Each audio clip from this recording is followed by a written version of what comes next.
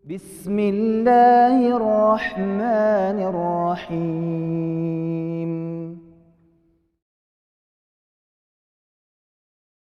Assalamualaikum warahmatullahi wabarakatuh. Alhamdulillahirabbil alamin wassalatu wassalamu ala sayyidil mursalin wa khatamin nabiyyin wa ala alihi wa ashabihi wa man sara ala nahjihi wa man ihtada bihadihi wa man istanna bisunnatihi ila yaumiddin.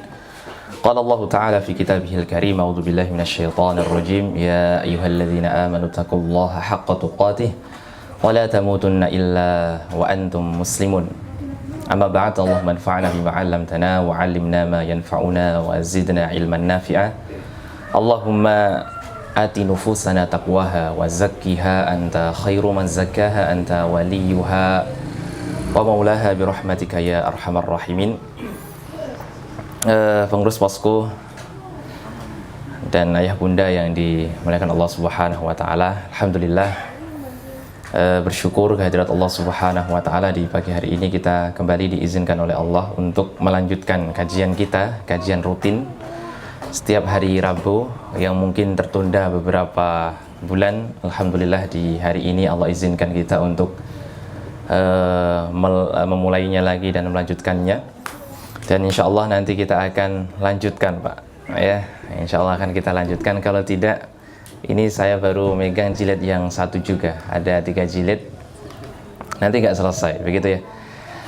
Untuk supaya bisa mengikuti, mungkin bisa dibaca terlebih dahulu secara singkat hadis dan terjemahannya saja nanti, atau ada rekamannya kan Pak ya. Nah, itu bisa dilihat. Salawat ma'assalam semoga senantiasa tercurah limpah kepada junjungan kita Nabi Muhammad sallallahu alaihi wasallam. Mudah-mudahan salawat salam juga tercurah kepada keluarga beliau, sahabat beliau, dan orang-orang yang mengikuti jalan beliau kapan dan dimanapun mereka semuanya berada. Baik ayah bunda posko yang dimuliakan Allah Subhanahu wa taala. Ini posko dan korlas Pak ya. Sekarang kita sudah di hadis yang ke-20 di bab At-Taubah. Betul ya? Ini garisnya di sini, tandanya. Kita bacakan qala al-muallif rahimallahu taala. Hadis yang ke-20. Wa an Abi Sa'idin Sa'd bin Malik ibn Sinan al-Khudri radhiyallahu taala anhu. Dari Abu Sa'id, ya, namanya Sa'ad bin Malik, terkenal dengan Abu Sa'id al-Khudri. Beliau merupakan al-Ansari, sahabat Ansar. Beliau itu lahir 10 Hijriah, 10 tahun sebelum hijrahnya Nabi Muhammad SAW ke Madinah. Merupakan sahabat yang banyak meriwayatkan hadis dari Nabi SAW. Tercatat dalam sejarah itu ada 1170 hadis yang dihafal oleh beliau dari Nabi SAW. Namanya Sa'ad bin Malik bin Sinan. Malik bin Sinan juga sahabat Nabi, Pak. Jadi bapaknya seorang sahabat juga. Beliau berkata, anna Nabiyallahi sallallahu alaihi wasallam qala, sungguhnya Nabi Muhammad sallallahu alaihi wasallam bersabda, kana fi man kana qablakum rajulun qatala tis'atan wa tis'ina nafsan. Beliau, Nabi sallallahu alaihi wasallam menceritakan dahulu, ada kaum sebelum kalian, seorang dari sebuah kaum, maksudnya di sini itu kaum Bani Israel. Kaum Bani Israel, keturunan dari Nabi Yakub alaihissalam. Rajulun, seorang laki-laki, qatala tis'atan wa tis'ina nafsan. Dia telah membunuh 99 jiwa. 99 jiwa. Fasa'ala an a'lami ahlil ardi. Kemudian dia bertanya, karena dia ingin bertaubat, dia bertanya, orang yang paling berilmu di bumi ini siapa? Fadulla ala rahibin. Kemudian dia ditunjukkan kepada seorang pendeta, rahib. Rahib itu artinya maksudnya pendeta.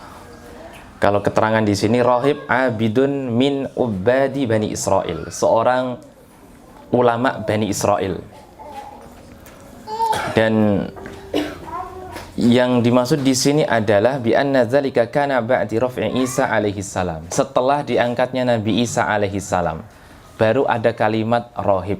Jadi ya, dikenal dengan rahib. Kenapa disebut dengan rahib? Li'anna ar-rahbaniyah innama ibtada'aha atba'uhu. Disebut dengan rahbaniyah karena ibadah ini diada-adakan oleh pengikutnya sendiri. Rahbaniyah itu kalau antum buka tafsir surah Al-Hadid 27, maksudnya itu orang-orang yang mengasingkan diri, dia tidak nikah, dia tidak bergaul dengan lawan jenisnya, dia hanya mengabdi dalam sebuah tempat ibadah, kuil. Itu namanya rahib, rahbaniyah. Nah, ini diada-adakan oleh mereka sendiri ya. Padahal Allah tidak mewajibkan rahbaniyah bagi mereka. Karena ceritanya itu kenapa ada rahbaniyah? Dahulu itu di zaman setelah Nabi Isa alaihi salam diangkat oleh Allah Subhanahu wa taala, orang-orang Romawi itu kan berkuasa, Pak. Ya, berkuasa kemudian membunuh pengikut-pengikut Nabi Isa alaihi salam dan Israel. Lalu mereka itu ada yang ingin menyelamatkan agamanya, mereka pergi ke tempat-tempat terpencil. Ada yang ke gunung lah, ke gua lah, kemana, pokoknya tempat-tempat terpencil. Nah, lambat laun hal ini ditiru. Mereka tidak tahu sebabnya. Mereka kira kalau rahib, pendeta itu ya harus mengasingkan diri. Nah, begitu loh. Nah, itu sebab asal mula kesalahan rahbaniyah ini. Kemudian laki-laki tadi ditunjukkan, oh sana ada seorang pendeta. Fa'atahu faqala, maka kemudian laki-laki yang telah membunuh 99 orang tadi mendatangi rahib, pendeta. Kemudian dia berkata, innahu qatala tis'atan wa tis'ina nafsan, fahallahu min taubatin. Dia mengatakan bahwa dirinya itu telah membunuh 99 orang. Apakah saya masih bisa bertaubat? Tanya kepada rahib. Rahibnya mengatakan, faqalah la, tidak. Tidak ada lagi pintu taubat bagi dirimu. Faqatalahu fakammala bihi mi'ah. Maka akhirnya rahib itu sekalian dibunuh genepi 100 orang. 99 tambah 1 ben genep sekalian 100 orang dibunuh oleh laki-laki dari Bani Israel tadi. Thumma sa'ala an a'lami ahli al-ard. Kemudian dia bertanya lagi, adakah orang yang ahli ilmu di dunia ini, di bumi ini? Fadulla ala rajulin alimin faqala. Kemudian dia ditunjukkan kepada seorang alim. Tadi rahib, sekarang tunjukkan kepada seorang alim. Faqala, maka orang yang membunuh 99 orang ini menyampaikan bahwa dirinya telah membunuh mi'ata nafsin, 100 orang. Kalau tadi 99, sekarang sudah 100 orang. Fahallahu min taubatin. Apakah bagi orang yang sudah membunuh 100 orang itu dia masih ada pintu taubat? Dia bertanya kepada ahli ilmu tadi. Faqala na'am. Maka kemudian ahli ilmu mengatakan, iya, masih ada pintu taubat bagi orang yang membunuh 100 orang. Nah, dia senang. Padahal yang dimaksud itu adalah dirinya sendiri. Wa man yahulu bainahu wa baina taubatin, atau wa baina at-taubah. Si ahli ilmu tadi mengatakan, terus apa yang kemudian menghalangi orang itu diterima taubatnya oleh Allah? Tidak ada. Sebanyak apapun dosanya, walaupun membunuh 100 orang, dia akan tetap diterima taubatnya. Maka kemudian si ahli ilmu tadi mengatakan, intalik ila ardi kaza wa kaza. Sekarang kan dia sudah memperkenalkan dirinya bahwa dia yang membunuh 100 orang itu. Kemudian dikatakan kepada dirinya, pergilah kamu ke sebuah tempat, negeri. Fa inna biha unasan ya'buduna Allah Ta'ala fa'budillaha ma'ahum. Ke suatu negeri sana, di sana itu banyak orang yang menyembah Allah. Maka sembahlah Allah bersama orang-orang tersebut. Wala tarji ila ardika fa innaha ardu su'in. Kamu jangan kembali lagi ke negerimu, karena negerimu itu tempatnya orang-orang yang buruk. Fantalaqa hatta idza nasafat tariq atahul maut. Tiba-tiba, Pak, ketika si laki-laki yang membunuh 100 orang ini hendak mendatangi kaum tadi yang menyembah Allah, di tengah perjalanan dia mati. Fakhtasamat fihi malaikatur rahmah wa malaikatul azab. Akhirnya malaikat rahmat dan malaikat azab ikhtasamat, bertengkar, adu argumen. Malaikat, Pak, subhanallah ya, adu argumen ya. Faqalat malaikatur rahmah, malaikat rahmat berkata, jaa taiban muqbilan biqalbihi ilallahi ta'ala. Hei malaikat azab, ini orang itu mati, ya kan, dalam rangka bertaubat menuju Allah Subhanahu wa taala. Maka ini bagianku, maksudnya begitu. Wa qalat malaikatul azab, innahu lam ya'mal khairan qattu. Malaikat rahmah, laki-laki ini belum pernah melakukan kebaikan satu pun. Berarti bagianku. Nah, gitu. Maksudnya mau dicatat gitu loh, Pak ya. Fa'atahum malakun fi surati adamiyyin faja'aluhu bainahum ay hakaman. Maka Allah Subhanahu wa taala mengutus malaikat yang berubah bentuk menjadi wujud manusia untuk menjadi hakim antara dua malaikat yang bertengkar ya. Faqala, maka malaikat yang berwujud manusia mengatakan, kisu ma bainal ardain fa ila ayyatihi makana adna fahuwalah. Dua malaikat, sekarang ukur jarak bumi yang ditinggalkan dan bumi yang mau dituju. Tempat yang ditinggalkan dan tempat yang mau dituju. Yang lebih dekat mana, itu berarti bagiannya. Faqasu fawajaduhu adna ilal ardil lati arad. Kemudian dua malaikat tadi ngukur, ya sempat-sempatnya ngukur ya kan, Masya Allah. Tapi untuk sebuah keadilan tidak masalah kan gitu ya. Untuk tegaknya keadilan, mereka akhirnya qasu, mengukur jarak bumi itu dengan si mayat tadi yang membunuh 100 orang. Faqabadathu malaikatur rahmah, ternyata ya, jarak dengan tempat yang mau dituju itu lebih dekat. Maka akhirnya malaikat rahmat yang berhak mengambil bagiannya. Muttafaqun alaih, hadis ini diriwayatkan oleh Imam Al-Bukhari dan Imam Muslimun. Wa fi riwayatin fis sahih, dalam riwayat yang lain, Pak, lebih menarik ini. Fakana ilal qaryatis salihah aqrabu bisyibrin faju'ila min ahliha. Kepada tempat yang mau dituju itu lebih dekat cuma sejengkal. Subhanallah, sejengkal itu berarti berapa? 10 cm. 20, Pak. Cuma lebihnya 20 cm, Pak. Berarti benar-benar diukur tenanan kan gitu ya. 20 cm. Wa fi riwayatin fi sahih fa auhallahu ta'ala ila hadhihi an taba'adi wa ila hadhi an taqarrabi. Dalam riwayat yang lain, Allah menyuruh tanahnya, tanah yang ditinggalkan untuk menjauh, agak molor, molor ya. Dan kemudian Allah mewahyukan kepada bumi yang mau dituju agak mendekat. Wa qala kisu ma bainahuma, kemudian Allah mengatakan, ukur dua tempat ini. Fawajaduhu ila hadhi aqrabu bisyibrin faghufiralah. Kemudian bumi atau tanah tempat yang mau dituju itu lebih dekat sejengkal, faghufiralah, maka si pembunuh 100 orang tadi diampuni oleh Allah Subhanahu wa ta'ala. Ada riwayat lagi yang ketiga, yang keempat berarti ya. Wa fi riwayatin fana'a bisadrihi nahwaha, yang dia meninggalnya itu, ini ibaratnya negeri yang mau dituju sana, negeri yang ditinggalkan sana. Kakinya meninggalnya kakinya di sebelah tempat yang ditinggalkan, dadanya menuju tempat yang mau dituju.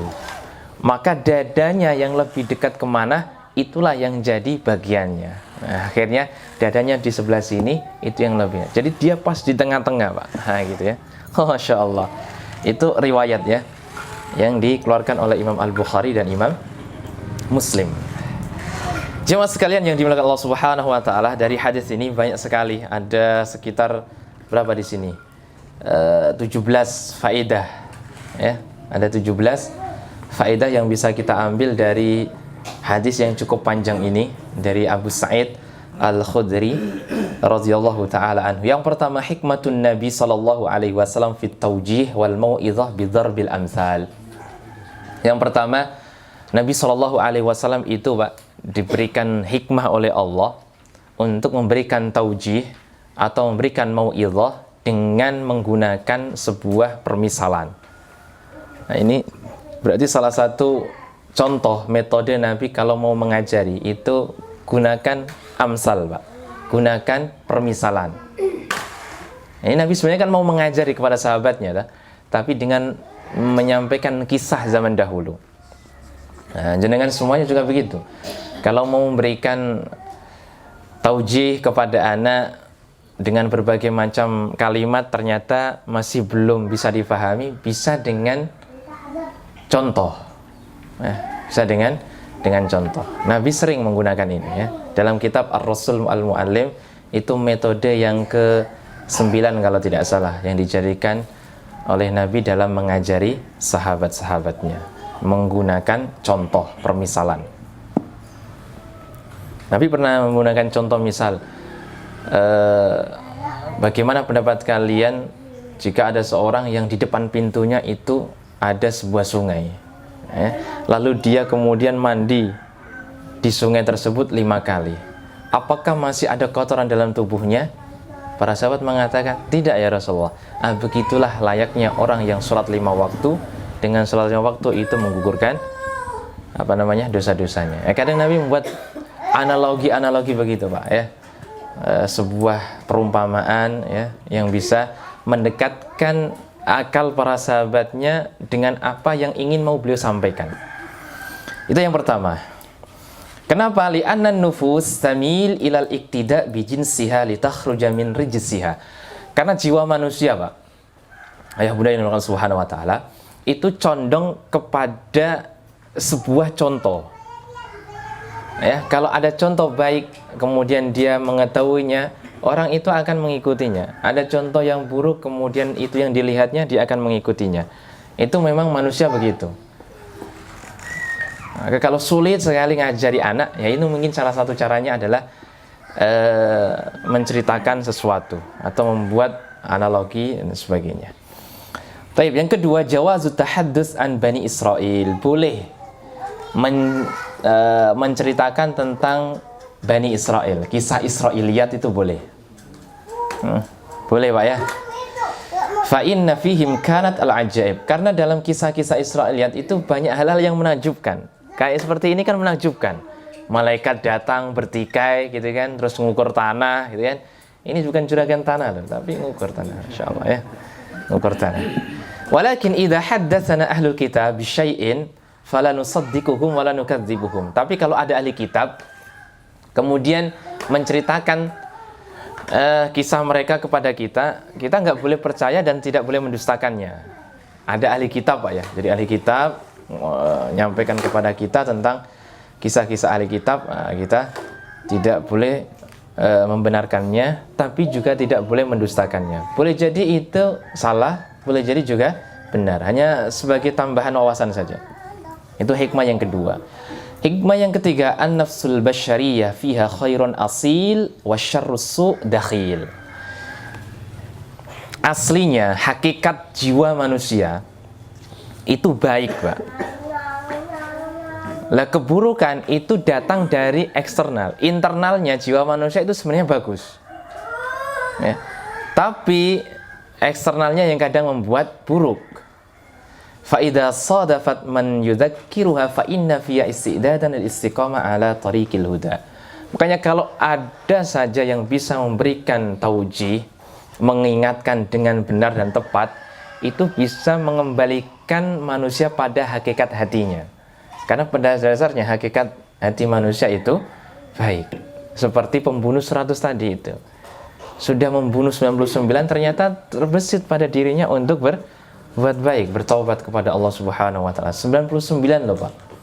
Padahal membunuh satu orang itu, kalau dalam hukum fikih itu harus diatnya itu 100 ekor onta, ya.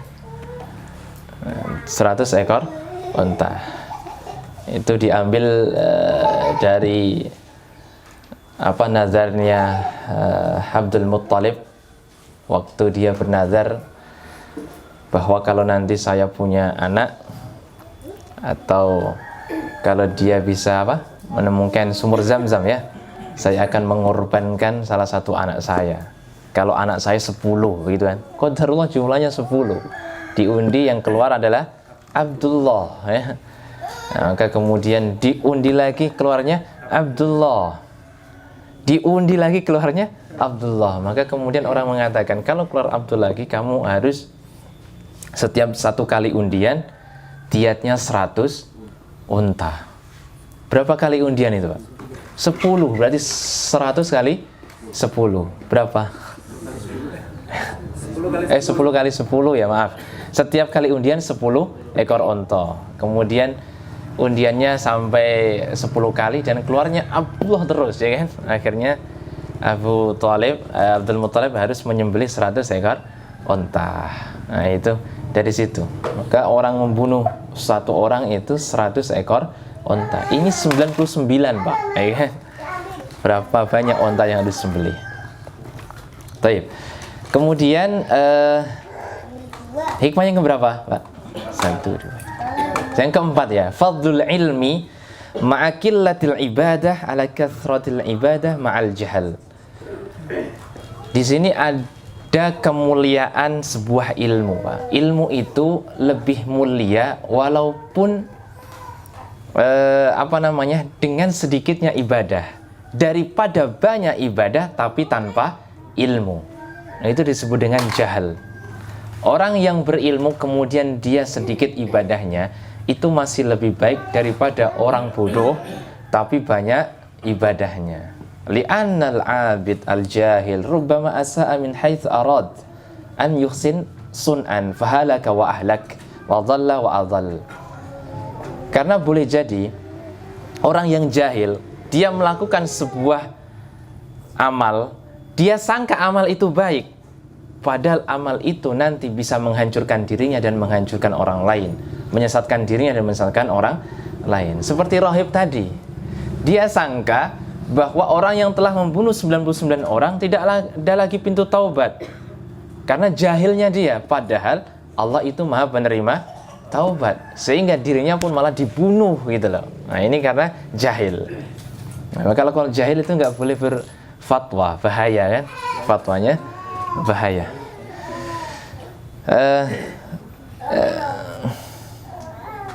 Maka dari itu, ya, hendaknya seorang yang menyeru kepada manusia, kita semuanya ini kan para da'i kan, ayah bunda ini para da'i, berarti harus membekali dirinya dengan ilmu supaya tidak menyesatkan diri dan tidak menyesatkan orang lain. Kalau memang belum berilmu, ya jangan memberikan sebuah fatwa.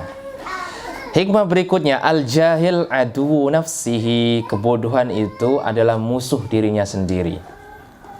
Fakillatu fatanatir rahib sara'athu, ditunjukkan tadi kurang cerdasnya si rahib, akhirnya malah membunuhnya. Harusnya li'annahu kana min haqihi at-taharrus mimman ijtara'a 'alal qatli. Harusnya kalau dia itu cerdas, ya kan? Karena kurangnya cerdas si rahib ini, akhirnya malah membahayakan dirinya. Kalau dia cerdas, harusnya dia berhati-hati terhadap orang yang membunuh 99 orang. Tadi dia mengatakan, ya, saya membunuh 99 orang. Kalau orang cerdas, oh ini berarti orang berbahaya kan gitu. Artinya dia harusnya apa? Berlemah lembut, mungkin menggunakan kata-kata sindiran di sini, wa an yasta'mil ma'ahu al-ma'arid madarat an nafsihi, untuk menjaga dirinya. Lemah lembut lah, atau gimana caranya supaya dia tidak jadi korban berikutnya, kan harusnya begitu kalau dia cerdas. Tapi karena qillatu fatanati, karena sedikitnya kecerdasan si rahib itu, akhirnya sara'atu, justru malah membunuhnya. Nah, itulah bodoh itu, Pak, musuh diri sendiri. Jadi musuh diri itu bukan orang lain sebenarnya, karena kebodohan saja. Karena dia tidak tahu bahwa kadang berhusnudzon itu yang harus dilakukan, dia suudzon. Nah itulah akhirnya menjadi musuhnya dirinya sendiri. Itu Pak ya. Pokoknya hal-hal yang tidak dia ketahui karena kebodohannya, karena kejahilannya, itulah musuh dia sendiri. Hikmah yang keberapa? Berikutnya lah ya. Al-alim yahdadi binuril haq wal ilm fayuwaffiq lil huda fayantafi' wa yanfa'. Seorang alim itu dia akan berjalan di muka bumi ini dengan cahaya petunjuk, ya, dengan cahaya ilmu. Maka hendaklah dia ini memberikan petunjuk kepada orang lain dengan sesuatu yang orang lain itu bisa mendapatkan manfaatnya dan dia mendapatkan manfaat pula. Jangan malah membahayakan diri. Kemudian hikmah berikutnya, yang bagi alal alim wadda'i ilallah an yubashiran wala yunaffiran wala yaj'alun nasa yaqnatu min rahmatillah. Hendaknya bagi seorang alim itu dia memberikan kabar gembira kepada orang. Jangan membuat orang itu lari. Nah, gitulah ya. Orang-orang alim yang menyeru kepada Allah itu yang diberikan kabar gembira. Seperti tadi orang ahli ilmu, oh ya masih ada taubat. Apa yang menghalangi Allah tidak menerima taubat manusia? Allah menerima taubat manusia kok. Apa gitu? Jangan membuat orang itu lari, Pak. Ya. Jangan membuat orang lari, Bu, ya. Jangan membuat orang lari, bahkan membuat orang putus asa dari rahmat Allah Subhanahu wa taala. Berarti ini salah satu metode dakwah. Itu membuat orang bahagia, ya. Bukan membuat orang lari, dan jangan membuat orang mudah berputus asa dari rahmat Allah Subhanahu wa taala. Karena rahmat Allah wasi'at kulla syai', meliputi segala sesuatu. Hikmah berikutnya, faedah berikutnya, babut taubah maftuh. Pintu taubat, hadirin yang dimuliakan Allah Subhanahu wa taala, maftuhun min jami'idz dzunub wal khataya. Itu terbuka lebar dari berbagai macam dosa dan kesalahan. Ini harus dipahami oleh kita semuanya dan orang lain, ya. Kabiruha wa shaghiruha, baik besar maupun kecil, dosa apapun yang dilakukan, ya, sebanyak apapun, pintu taubat itu terbuka lebar, diberikan oleh Allah Subhanahu wa taala bagi hambanya. Watta'ib bisidqin maqbulun indallah mahma azama dzanbuhu wa kathurat khatayahu. Seorang yang bertaubat dengan kesungguhan itu pasti diterima oleh Allah, walaupun besar dosanya, ya, dan banyaknya kesalahannya, selagi tidak menyekutukan Allah Subhanahu wa taala. Tapi kalau sudah menyekutukan Allah, Pak, tidak diampuni dosanya, kecuali juga dia bertobat dari kesyirikannya. Hikmah berikutnya, al malaika muwakkalun bi bani adam yakhtalif ijtihadihim fi haqqihim bin nisbati ila man yaktubunahu muti'an aw asiyan. Ternyata, Pak, malaikat itu yang diberikan perwakilan urusannya kepada mereka untuk mengurusi anak Adam, kadang itu memutuskan sesuatu masih dengan ijtihad mereka. Malaikat itu dengan ijtihad mereka. Contohnya tadi, satu beristihad, satu juga beristihad. Ini bagianku, ya. Malaikat rahmat mengatakan begitu. Malaikat adab juga mengatakan ini bagianku. Malaikat ternyata berijtihad, ya. Wa yakhtasimuna fi dzalika hatta yakziyallahu bainahum. Bahkan kadang bertengkar sampai kemudian Allah yang memutuskan. Itu malaikat, ya. Hikmah berikutnya, qadratul malaika ala tasyakkul fi suratil insan. Kemampuan malaikat untuk merubah diri menjadi manusia, itu juga bisa. Malaikat bisa berubah diri menjadi manusia. Banyak, ya, dari kisah Bani Israel itu. Antum kalau masih ingat, ada cerita dari Nabi SAW, seseorang yang ingin menemui saudaranya. Kemudian malaikat datang menemuinya dalam wujud manusia, ya kan?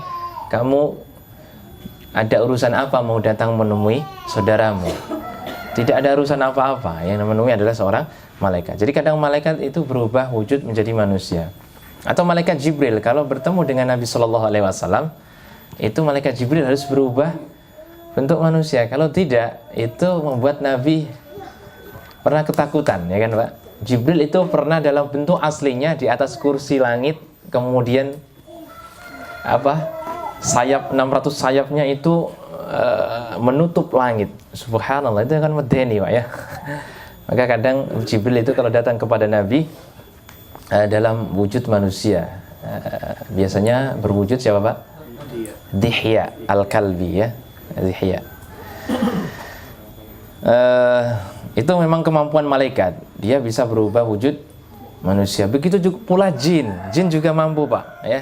Jin mampu berubah wujud menjadi sesuatu yang dia inginkan.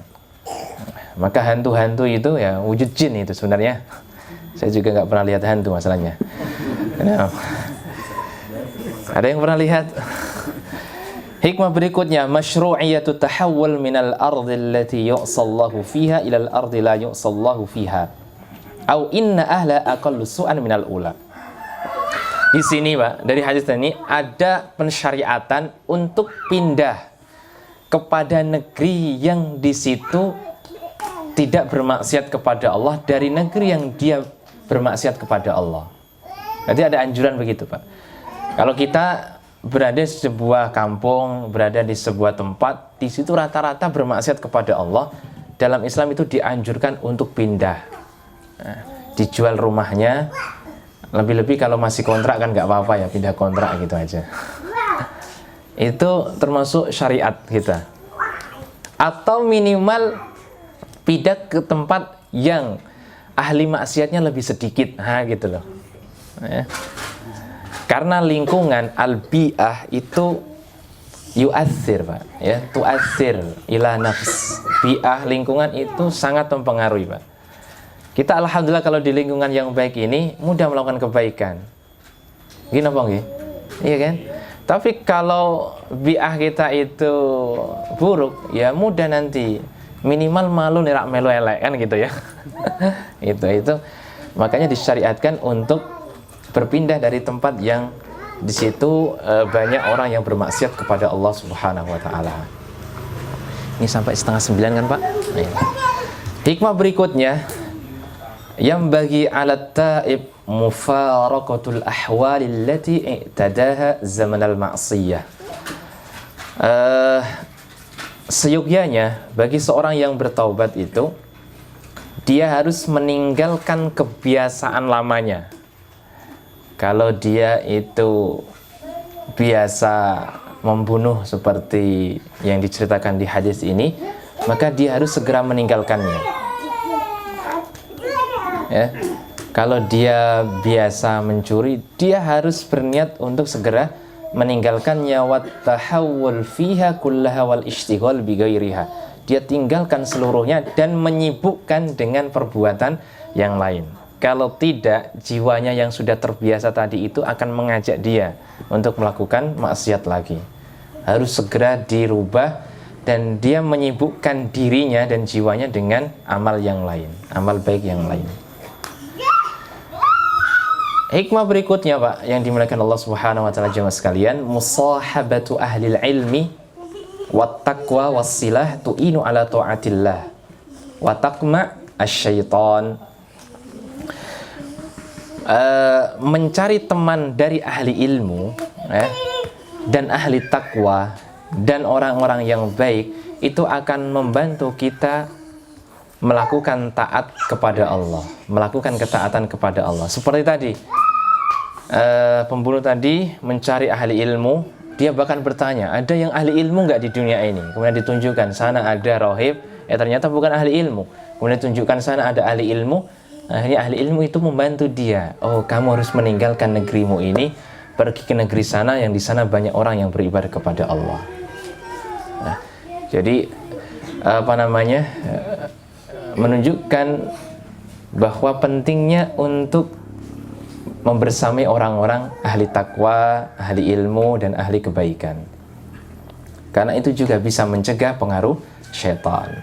Hikmah berikutnya, tahammulul masyaqqah min ajlil lihaq bis salihin dalil ala sidqir raghbah fit taubah ilallah. Masya Allah, ini dalam ya. Mampu menahan beban Pak, ya, untuk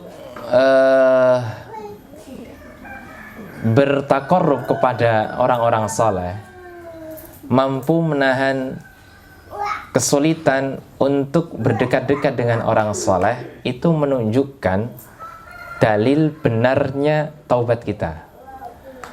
Kalau kita mau bertobat tapi ternyata masih enggan mau berkumpul dengan orang soleh, walaupun orang soleh kadang mungkin ya, kadang ada beban di situ ya, memberikan beban, kadang bahkan memberikan kesulitan ya. Tapi fahamilah bahwa kesulitan yang ditimbulkan dari orang yang dikatakan soleh tadi itu insya Allah lebih minim daripada kesulitan yang ditimbulkan oleh orang-orang ahli maksiat. Jadi kalau kita ingin bertaubat dengan sungguhnya, di antara bukti nyata bertaubat kata penulis di sini ya, pensyarah kitab Riyadhus Shalihin ini adalah mampu menahan kesulitan dengan berkumpul bersama orang-orang soleh. Berkumpul dengan orang soleh ini apakah indah selalu, Pak? Enggak, ya kan? Ya, Bu. Mungkin apa enggak? Kadang kan ada saja ya, oh, ternyata ya begini ya. Tapi itu insya Allah masih lebih baik daripada berkumpul dengan ahli maksiat. Itu ya. Kemudian berikutnya, man kharaja muhajiran ilallah faqad waqa'a ajruhu 'ala Allah. Barang siapa yang sudah hijrah keluar dari tempat maksiat menuju Allah Subhanahu wa taala, pahalanya itu sudah ada di sisi Allah, walaupun tadi mungkin dia belum sampai, seperti rajulun yang telah membunuh 100 orang tadi. Dia dalam rangka menuju tempat yang diridhai Allah, ceritanya kan begitu. Qadarullah dia meninggal. Dari hadis tadi kalau kita baca sampai akhir, pahalanya itu sudah di sisi Allah Subhanahu wa taala. Sampai Allah itu mewahyukan kepada bumi tadi ya Pak ya, untuk mendekat dan untuk menjauh. Subhanallah, menunjukkan bahwa ajarnya, pahalanya itu sudah di sisi Allah Subhanahu wa taala. Walan yalidhu min amalihi syai'an, dan Allah tidak akan mengurangi pahalanya sedikit pun. Berikutnya jawazut tahkim, bolehnya untuk memutuskan suatu perkara dari orang yang sedang bertikai. Seperti dua malaikat tadi ya. Masya Allah. Haitsu arsala ilaihi malaikan bisurati adamiyyin yahkumu bainal malaika. Seperti tadi contoh dua malaikat yang bertikai, kemudian Allah mengutus malaikat berwujud manusia untuk melerai keduanya. Dan ini sangat dianjurkan oleh agama kita, Pak. Innamal mu'minuna ikhwatun fa aslihu baina akhwaikum. Sesungguhnya mukmin itu saling bersaudara, maka persaudarakanlah ya kan, fa aslihu apa bahasanya fa aslihu, bahasa Indonesianya? Nah, perbaikilah ya pertikaian antara dua saudaramu. Jangan dikompor-kompori, justru malah semakin bertikai. Kalau ada yang bertikai, harus ada yang jadi hakim untuk melerai pertikaian mereka. Kemudian hikmah berikutnya, idza ta'aradat al-adillah wal ahwal wa ta'addadat al-bayyinat indal hakim falahu an yastadilla bil qara'in ala tarjih. Kalau ada dua dalil, atau kalau ada dalil yang saling bertolak belakang, gitu kan, maka hendaknya seorang hakim yang mau memutuskan perkara itu ikut menyertakan hal-hal yang bisa membuat rojih salah satu dalil. Nah gitu lah. Tadi kan mati meninggal di tengah-tengah.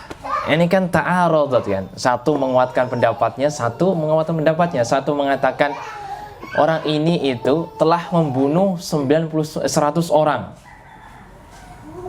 Bahkan dia belum melakukan satu amal kebaikan. Dalil kan Pak?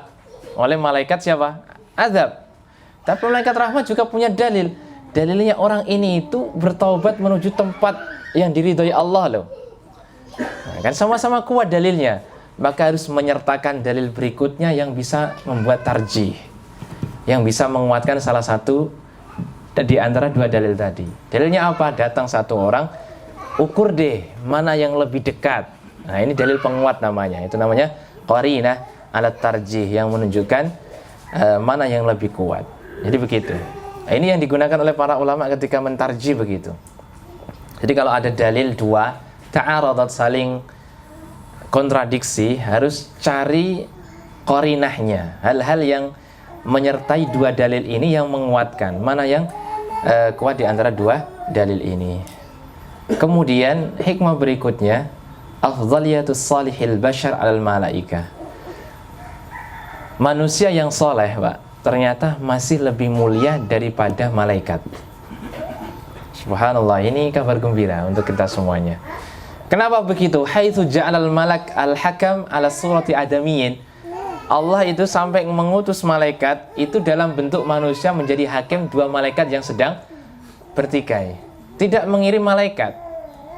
Mengirim malaikat tapi bentuknya manusia, menunjukkan bahwa manusia yang soleh itu ternyata derajatnya masih lebih tinggi daripada malaikat, Pak.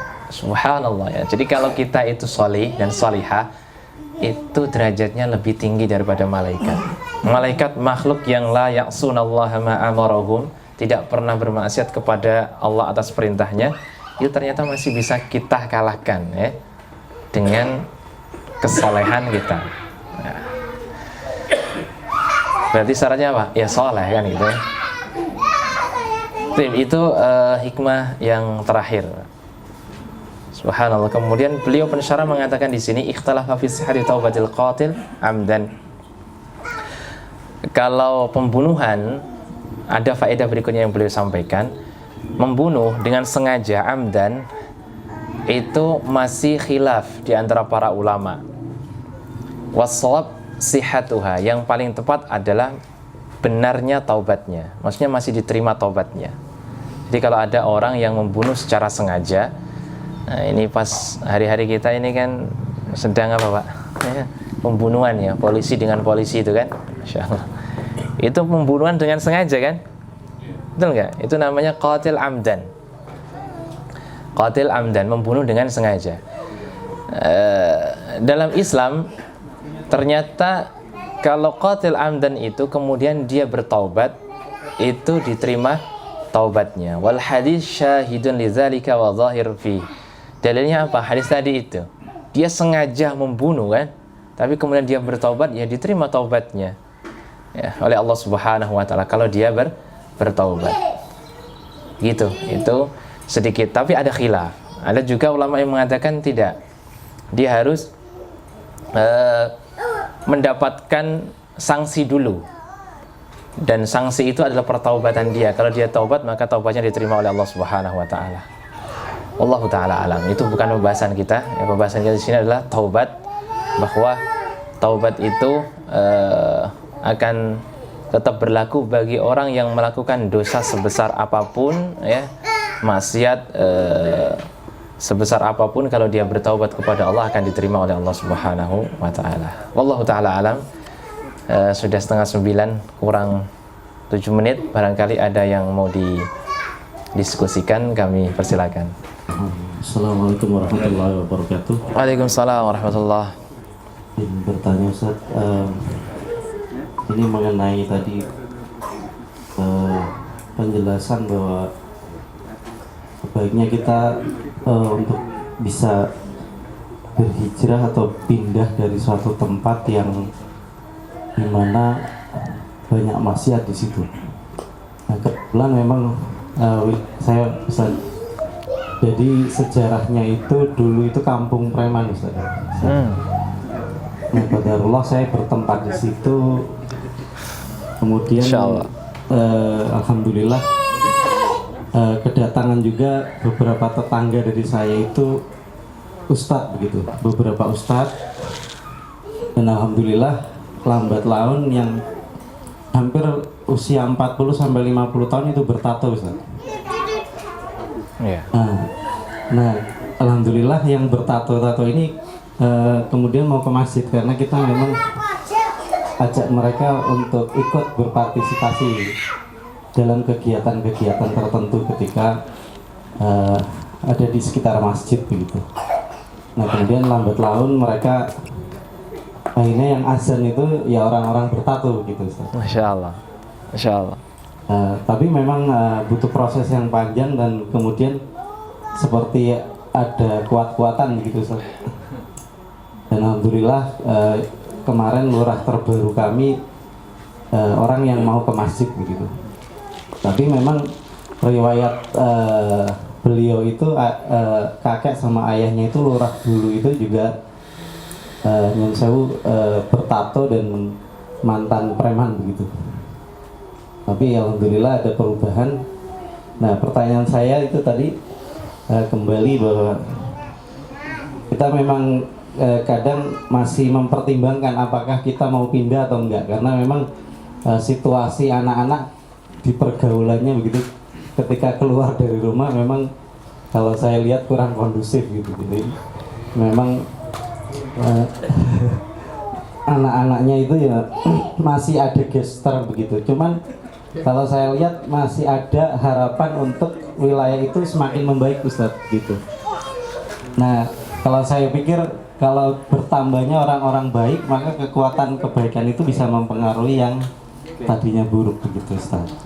Mungkin bisa diberikan pertimbangan tertentu Ustadz untuk bisa kami nanti kedepannya memikirkan itu. Ini itu Ustadz, terima kasih. Wassalamualaikum warahmatullahi wabarakatuh. Jazakallah Pak, bagus atas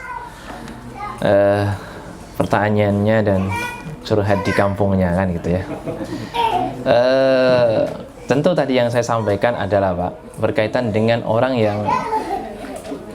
yang dianjurkan ini adalah yang dia itu mengkhawatirkan dirinya ya, dia tidak bisa melakukan kebaikan di situ bahkan terpengaruh. Tapi kalau dia bahkan bisa mempengaruhi, tidak masalah. Seperti ketika Mu'ad bin Jabal diutus Nabi Shallallahu Alaihi Wasallam, ya kan? Kamu akan mendatangi negeri ahli kitab, kan gitu kan? Serulah mereka ya untuk bertauhid kepada Allah. Kalau dia mau, kalau mereka mau, serulah mereka untuk melakukan sholat. Kalau mereka mau, serulah mereka untuk membayar zakat. Artinya kalau memang dirasa itu bisa mempengaruhi, tidak masalah Pak, ya kan? Kalau Mu'ad bin Jabal tidak kuat mempengaruhi itu, tidak mungkin diutus oleh Nabi Shallallahu Alaihi Wasallam. Jadi kalau masih selama bisa mempengaruhi atau bahkan dia kuatlah tidak terpengaruh, maka tidak perlu dia kemudian keluar dari tempat itu. Itu hijrah sebenarnya begitu Pak. Ya. Tapi kalau di situ dia justru malah terpengaruh, ya, bahkan merusak keluarganya, dia tidak bisa menampakkan syiar-syiar agamanya, maka sangat dianjurkan dia untuk pergi dari tempat itu. Gitu Pak, bagus. Alhamdulillah kalau tadi orang yang bertato ya, kemudian mau ke masjid, itu subhanallah, itu progres yang baik kan begitu, dari adanya antum dan teman-teman yang ada di situ. Gitu Pak, Allahu taala alam. Jadi ini apa ya, ada pemahaman yang salah di pikiran saya. Tapi saya bukan. Jadi ketika kita lagi tersesat ya, lagi nggak bagus itu, kalau tanya kepada orang terus disesat-sesatkan, bunuh orang itu. Dan kita nyari yang lebih baik, disambung gitu kan.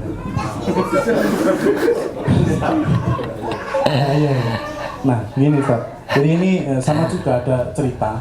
Ini kejadian nyata ya, tangga saya ya, mursalin pokoknya orangnya itu, mabuk-mabukan dan sebagainya lah pokoknya. Itu suatu kali dia itu masih muda, lebih muda dari saya, bilang ke ya beberapa teman, salah satunya ya ada teman saya bilang, saya mau tobat ya, saya mau memperbaiki diri lah, mosok mulai cilik sampai kayong ini nakal terus, saya pengen baik. Nggak tahu itu serius atau enggak ya, karena yang tahu serius atau enggak itu pasti bukan kita, yakni dia sendiri dan Allah Subhanahu Wa Taala. Qadarullah itu besoknya ya mungkin mau perpisahan sama teman-teman nakalnya atau gimana, itu jatuh dan meninggal. Nah ini banyak yang mengatakan, wah merokok ini. Nah sedangkan kita dia tidak dalam mendatangi tempat yang lebih baik ya, karena ya lingkungannya segitu. Nah ini kan itu kiasan kan, contoh kan, jarak itu.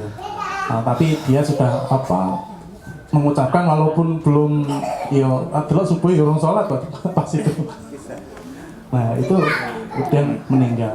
Jadi ada orang yang mengatakan wah ini apa ya paling rokok dan sebagainya. Walaupun orang yang mau menyampaikan itu pas ketemu keluarganya itu ya nggak tega ngomong nakal tenanan. Nah seperti itu. Ya kita akhirnya ya terpaksa karena takut dibunuh tadi ya. Ya semoga-moga ini apa husnul khotimah dan sebagainya. Nah ini mempertegas Ustaz, apakah ketika orang bertobat seperti itu atau ketika ada orang yang ingin berbuat kebaikan walaupun belum dilakukan, itu manusia itu kalau dari sini tadi sudah jelas tidak bisa menghakimi ya dia itu masuk surga ataupun neraka. Yang jelas kalau sudah niat bagus tetapi apa belum dilakukan sudah dihitung bagus. Walaupun saya baca di kemarin pas baca ini juga saya tadi malam juga itu kalau hak Allah ya cukup bertobat, tapi kalau ada hak manusia kan harus dipenuhi dulu. Nah ini kalau misalnya membunuh ini tadi, ini kan hak manusianya belum dipenuhi, tapi dia sudah apa mau bertobat, apakah itu bagi ini abot di nah, apakah separuh neng surga separuh neng neraka.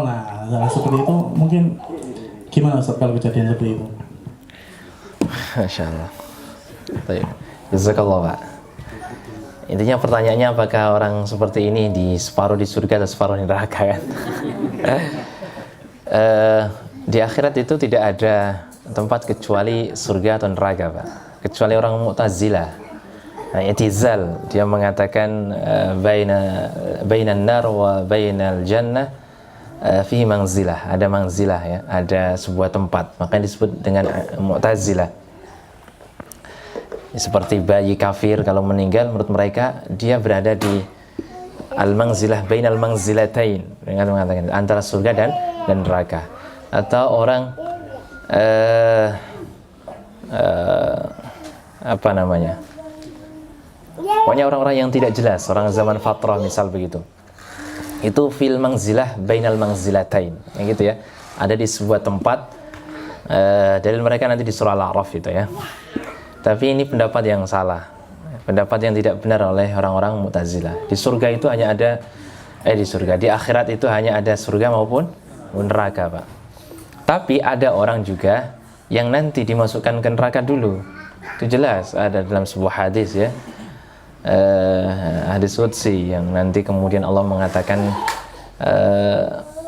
keluarkanlah orang yang di dalam hatinya ada seberat biji zarrah dari sebuah keimanan. Iman mereka ada seberat biji zarrah, keluarkanlah mereka dari neraka. Artinya orang muslim pun, mukmin pun bisa nanti melewati neraka. Tapi nanti akhirnya tetap di surga gitu loh. Enggak ada di antara dua tempat itu, enggak. Gitu Pak, itu yang pertama yang kaitannya dengan surga dan neraka. Itu pemahaman Ahlus Sunnah wal Jamaah.